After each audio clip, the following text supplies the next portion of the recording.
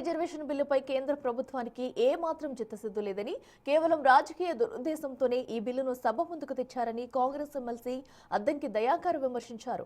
మహిళా రిజర్వేషన్ను డీలిమిటేషన్ చట్టంతో ముడిపెట్టడం వెనుక బీజేపీ రాజకీయ కుట్ర దాగి ఉందని ఆరోపించారు. మహిళలకు తాము చేయడం కంటే సీట్ల పెంపు ద్వారా రాబోయే ఎన్నికల్లో లబ్ధి పొందడమే లక్ష్యంగా ప్రభుత్వం వ్యవహరించిందని విమర్శించారు. ఎటువంటి ముందస్తు ఏకాభిప్రాయం లేకుండా ఏకపక్షంగా బిల్లును తెచ్చి ఇప్పుడు అది ఫెయిల్ అయ్యాక విపక్షాలపై నిందలు వేయడం హాస్యాస్పదమని పేర్కొన్నారు.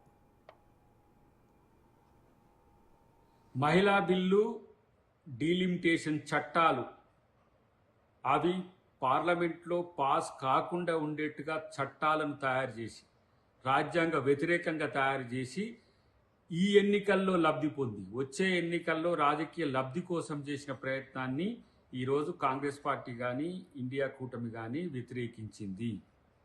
మహిళా బిల్లు శాస్త్రీయంగా ఉండాలంటే 2027 జనాభా లెక్కల ప్రకారం ఉన్న పద్ధతిలో శాస్త్రీయంగా చేయమంటే దానికి లెక్కలేదు.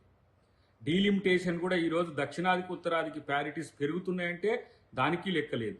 మేము ఒక చట్టం చేస్తాం, మీరు చచ్చినట్టు ఒప్పుకోండి, ఒప్పుకోకపోతే మీరు దేశ వ్యతిరేకులను చిత్రీకరించడానికి ఒక ప్రయత్నం చేసిన పరిస్థితుల్లో ఇవాళ మహిళా బిల్లుకు నష్టం జరిగినట్టుగా ప్రచారం చేసుకుంటున్నారు వాళ్ళు. కానీ మహిళలకు నష్టం ఏం జరగదు. 2023లో బిల్లు చేసిండ్రు, 2024 ఎన్నికల్లో దాన్ని అమలు పరచాలి, చేయలేదు. ఇప్పుడు కూడా బిల్లు చేయాలనే ఉద్దేశంతో పార్లమెంట్లో పెట్టలేదు. ఇప్పుడు ఈ 5 రాష్ట్రాల ఎన్నికల కోసం ఈ బిల్లును పెట్టిండ్రు. రేపు మళ్ళీ 2029కి కూడా దీన్ని సాధ్యం కాని దిశగా తీసుకుపోతున్నప్పుడు కూడా ప్రతిపక్షంగా మేము నిలదీస్తాం, ప్రశ్నిస్తాం.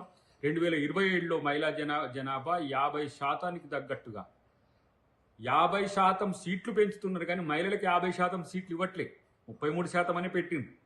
కానీ అప్పుడు మణిపూర్లో జరిగిన ఘోరాన్ని అడ్డుకునేందుకు మహిళా బిల్లును తీసుకొచ్చిండ్రు. ఇప్పుడు దాన్ని ఎన్నికల్లో లబ్ధి పొంది మళ్ళీ ఇప్పుడు ఈ 5 రాష్ట్రాల ఎన్నికల్లో మహిళలకు ఓట్ల కోసం వేసిన గాలంగా ఈ బిల్లులను మనం చూడాల్సిన అవసరం ఉంది.